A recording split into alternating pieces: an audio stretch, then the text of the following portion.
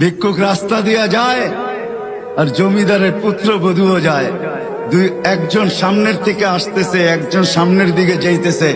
দুইজনের ক্রসিং এর সময় ভিক্ষুকের গায়ের কাদা জমিদারের পুত্রবধূর গায়ে লেগে গেছে।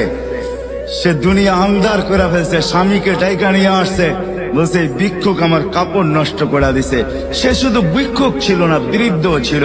বৃদ্ধ ছিল না শুধু, জীর্ণ ছিল, শীর্ণ ছিল, শরীরে কাপড় ছিল না, ফাটা চিরা কাপড় ছিল, পায়ে জুতা ছিল না, পেটে ভাত ছিল না।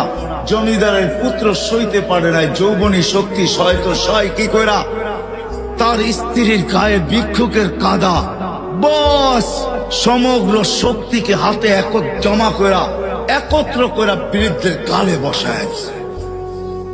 বৃদ্ধ কিচ্ছু বলে নাই, শুধু উপরের দিকে তাকায় দুই তিনটা শব্দ উচ্চারণ করছেন।